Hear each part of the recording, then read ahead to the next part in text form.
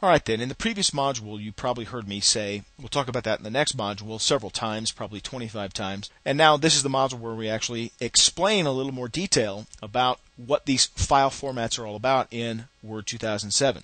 As you saw when we made our save in the previous module, we saved this document that we were working on as a .doc file format. And if I go back and open that up, and when I save it in fact, you see this little bracket that says compatibility mode.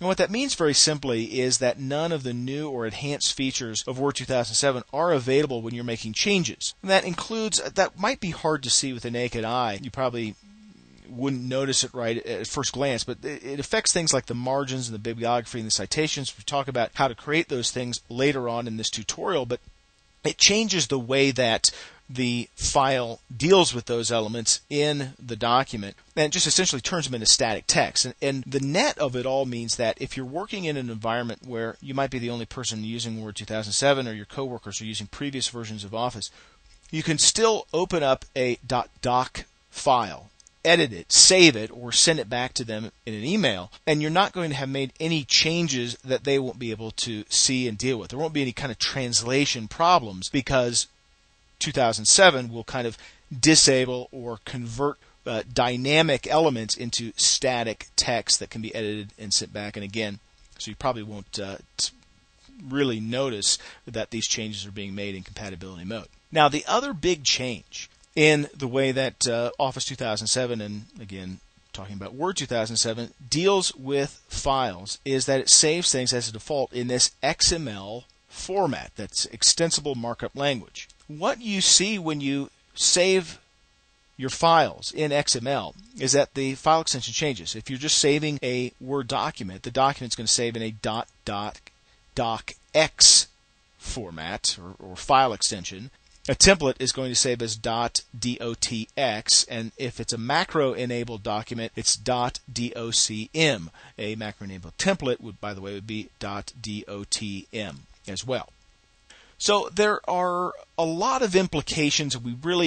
It's really beyond the scope of this course to go too much into what XML is all about. But essentially, there's two huge benefits. One, it makes your files a little bit leaner and meaner. You should see the file size reduce as you're dealing with Word documents that you're working on. The other significant factor with XML is that it really enables interoperability a lot better than it ever did before. For example, you can grab elements from a back-end data source and have them dynamically update in Word. So essentially, XML lets you edit the document by editing a different data source that is somewhere else in your network.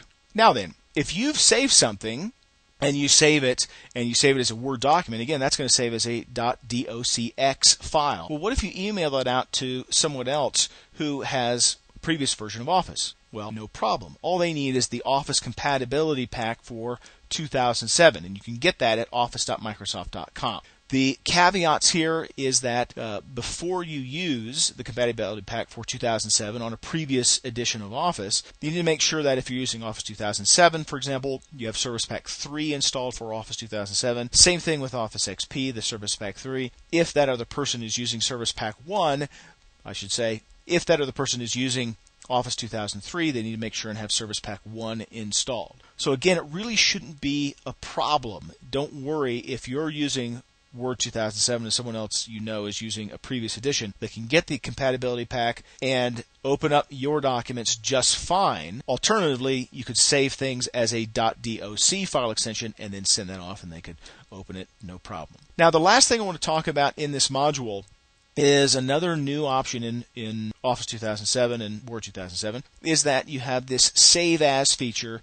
You can save your documents as either a PDF or an XPS file. What does that mean? Well, the XPS stands for XML Paper Specification, and you can get a viewer for the XML Paper Specification at office.microsoft.com. A PDF, of course, it stands for Portable Document Format, and you can get the portable document format at the viewer at adobe.com. So, why are these two things significant? Well,